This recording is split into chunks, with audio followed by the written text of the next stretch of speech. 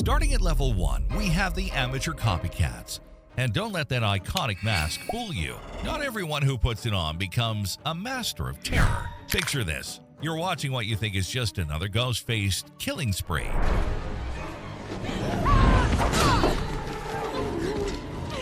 But something feels off. The movements are clumsy, the kills are messy, and the psychological game that makes Ghostface truly terrifying is nowhere to be found. This is the realm of the amateur copycats. Those who think that simply putting on the mask automatically makes them a legendary killer. These are the ghost faces that make you cringe rather than scream. They lack the methodical planning, the intimate knowledge of horror movie rules, and most importantly, the patience that defines a true ghost face. Instead of the calculated stalking that creates genuine terror, you get rushed attacks and sloppy executions that would make Sidney Prescott roll her eyes. The amateur copycat represents everything Ghostface shouldn't be. Where the real killers study their victims, learn their routines, and exploit their deepest fears, copycats rely on brute force and luck. They're the ones who trip over furniture during a chase scene or accidentally reveal their identity through careless mistakes. What makes them particularly frustrating is how they tarnish the Ghostface legacy. The iconic voice modulator becomes a cheap party trick. The psychological manipulation turns into juvenile pranks, and the horror movie knowledge that should be weaponized becomes surface-level trivia anyone could Google. Their weakness isn't just incompetence, it's arrogance. They believe the mask does all the work, not understanding that behind every truly terrifying ghost face is someone who has studied the craft of fear itself. Comment below if you think you could do better than these wannabes. But remember, real Ghostface killers thought the same thing. Moving up to level 2, we encountered Charlie Walker from Scream 4, the obsessed fanboy whose love for horror movies became his downfall. Okay, Cinema Club, we are now in session. Welcome. I'll tell you a little bit about ourselves. Charlie represents a fascinating evolution in the Ghostface mythology. The fan who knows all the rules but lacks the killer instinct to truly excel. He's like that friend who can quote every horror movie ever made, but freezes up when it's time to actually apply that knowledge in real life. What makes Charlie particularly dangerous isn't his physical prowess. He's actually quite weak in direct confrontation. His true threat comes from his encyclopedic knowledge of horror films and his ability to exploit the franchise's own mythology. Charlie doesn't just know the rules of horror movies, he knows the specific rules of Scream movies, making him a meta threat that operates on multiple levels of awareness. During Scream 4, we see Charlie's methodical approach to recreating the original Woodsboro murders. He's not improvising like the amateurs at level 1. He's following a carefully constructed blueprint based on his obsessive study of the previous films. This makes him predictable to those who know the patterns, but devastatingly effective against victims who don't see the bigger picture. Charlie's partnership with Jill Roberts showcases both his excellent strength and his ultimate weakness. His horror movie knowledge makes him an excellent co-conspirator and planner, but his emotional investment in the franchise blinds him to the fact that he's being manipulated by someone who understands people better than movies. The most chilling aspect of Charlie's character is how he represents the dark side of fandom. His love for horror films is twisted into something toxic, where fictional violence becomes a roadmap for real-world terror. He's not killing because he enjoys it, he's killing because he believes it's what the story demands. Charlie's downfall comes from his inability to realize that real life doesn't follow movie rules, especially when your partner decides to rewrite the script without telling you. Level 3 brings us to Roman Bridger from Scream 3, the mastermind behind the mask who orchestrated terror from the shadows. Roman represents a quantum leap in Ghostface evolution. This is where we move from reactive killing to proactive manipulation. I'm not a criminal. I was questioned. Yeah, but that's all. I was questioned. That's it. Unlike previous Ghostfaces who were responding to perceived wrongs or following established patterns, Roman was writing the entire playbook from the beginning. As the director of Stab 3, Roman had the perfect cover for his killing spree. Who better to orchestrate a movie-themed murder plot than someone who literally makes movies for a living? His understanding of narrative structure, character development, and dramatic pacing made him perhaps the most cinematically sophisticated Ghostface we've ever encountered. What makes Roman truly terrifying is his revelation as the original architect of the Ghostface legacy. Through his manipulation of Billy Loomis in the first film, Roman proved that he could control events from across the country without ever putting on the mask himself. He's like a chess master who's been playing a game spanning decades, with every other Ghostface serving as his unwitting pawns. Roman's use of technology in Scream 3 showcased a new evolution in Ghostface mythology. Voice samplers, hidden cameras, and electronic manipulation turned his killing spree into a high-tech psychological assault. He wasn't just physically stalking his victims, he was invading their reality through every device they trusted. The brother angle adds another layer of horror to Roman's character. His connection to Sidney makes every interaction personal. I'm Bridger, director. And brother. While his Hollywood insider knowledge makes every kill feel like a production. He's simultaneously family and stranger, victim and villain, creator and destroyer. Roman's greatest strength, his ability to manipulate others, also becomes his weakness when he finally faces Sidney directly. All the planning and manipulation in the world can't replace genuine killer instinct when it's just you and your target in a room together. At level 4, we encounter Mrs. Loomis from Scream 2, the mother whose grief transformed her into something far more dangerous than her son ever was. Mrs. Loomis, also known as Debbie Salt, represents the evolution from teenage angst to adult precision. I'm Debbie Salt. I took your seminar in Chicago. Where her son Billy killed out of rage and abandonment issues, Mrs. Loomis kills with the focused intensity of a mother seeking justice for her child. This maternal motivation makes her infinitely more terrifying because it's rooted in love twisted into vengeance. What sets Mrs. Loomis apart is her patience and long-term planning. She didn't just wake up one day and decide to put on the Ghostface mask.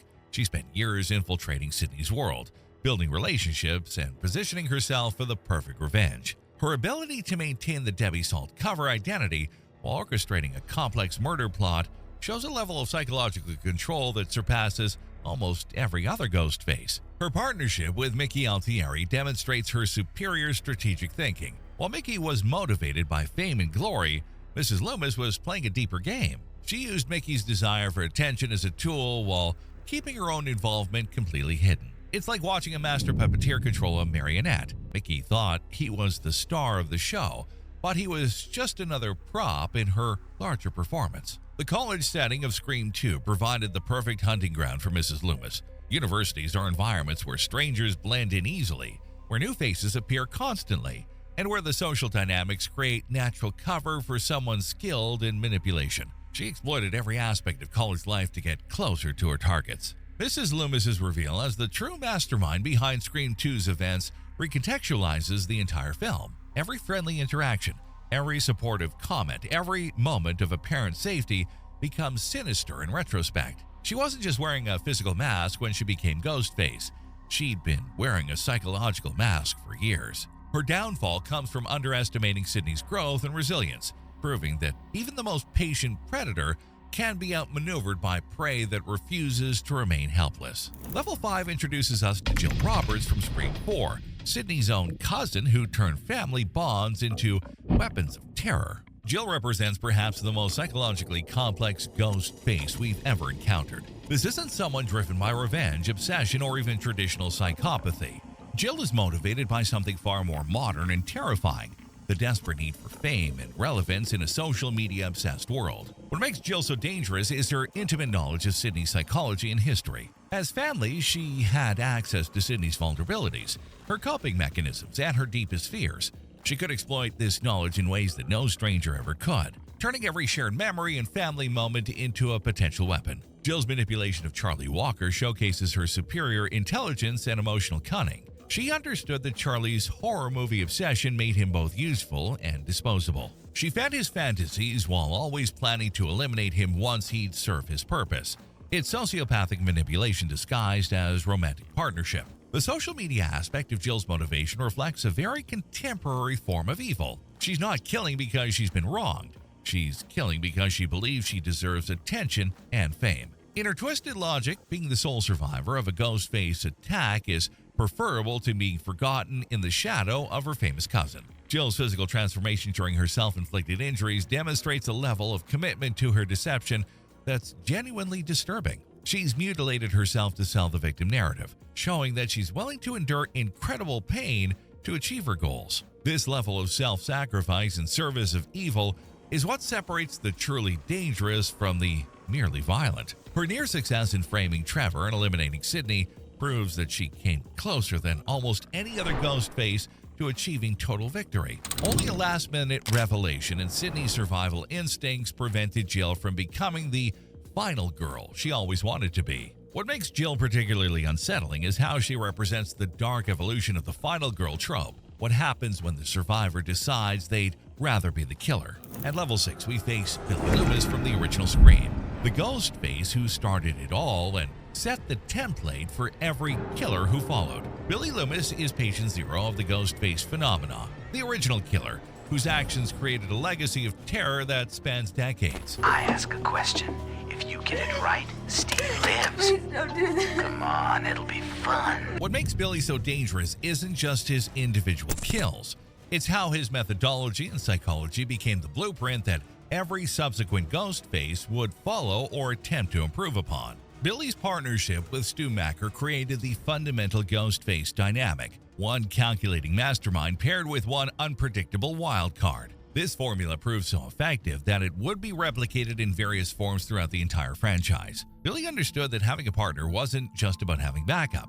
It was about creating alibis, splitting attention, and making the kills feel more random and unpredictable. The psychological profile Billy established, the abandoned child seeking revenge against those he blamed for his pain, became the archetypal Ghostface motivation. His ability to channel genuine trauma into calculated violence created a template that future killers would follow. Billy proved that the most dangerous killers aren't those who are simply psychotic, but those who can transform their pain into purpose. Billy's intimate relationship with Sydney added a layer of betrayal that made his reveal devastating. He didn't just hunt Sydney, he loved her, protected her, and made her trust him completely before revealing his true nature. This corruption of love and trust became a recurring theme that would define the franchise's exploration of how those closest to us can become our greatest threats. The Woodsboro setting provided the perfect laboratory for Billy to test his theories about fear, survival, and the rules of horror. His ability to turn a small town into a hunting ground demonstrated strategic thinking that went far beyond simple revenge killing. Billy's knowledge of horror movie rules and his ability to weaponize that knowledge against his victims showed a level of meta-awareness that was revolutionary for that genre. He didn't just break the fourth wall, he used it as a weapon. His partnership dynamic with Stu, where Billy provided the brains while Stu provided the chaos, created a killing team that was nearly unstoppable because they covered each other's weaknesses while amplifying their strengths. Finally, we reach Level 7, the Legacy Ghostface, the collective entity that transcends any individual killer and represents the true horror of the franchise. This isn't about any single person behind the mask. Level 7 represents something far more terrifying. The idea of Ghostface as an eternal concept that can possess anyone, anytime, anywhere. This is Ghostface as mythology, as cultural phenomena, as the killer that exists in the space between fiction and reality. The Legacy Ghostface represents the horrifying truth that the Scream franchise has taught us. Anyone can become Ghostface. Your friend, your family member, your romantic partner, even yourself. The mask doesn't choose its wearer based on any particular criteria beyond opportunity and motivation. This democratic approach to evil is what makes the Legacy Ghostface the ultimate threat. What makes the Legacy Ghostface truly unstoppable is its ability to learn and evolve. Each iteration of the killer adds to the collective knowledge base, creating a constantly improving methodology. Future Ghostfaces don't just study horror movies, they study previous Ghostfaces, learning from their successes and failures. The psychological impact of the Legacy Ghostface extends far beyond its individual victims. It has fundamentally changed how people interact with technology, how they answer phone calls, how they trust those around them. The Legacy Ghostface has invaded the collective unconscious, making everyone a potential victim and everyone a potential suspect. The metatextual nature of the Legacy Ghostface means it exists simultaneously as fictional character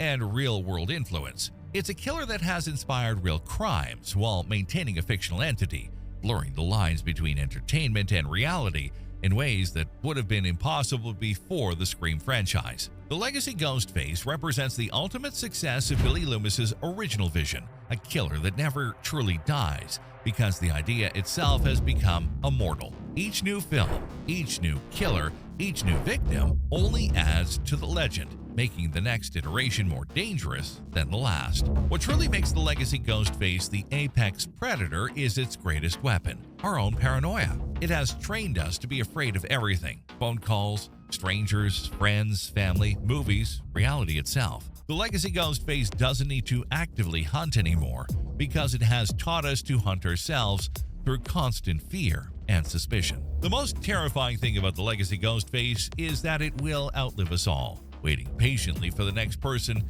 desperate or damaged enough to put on the mask and become part of something larger than themselves.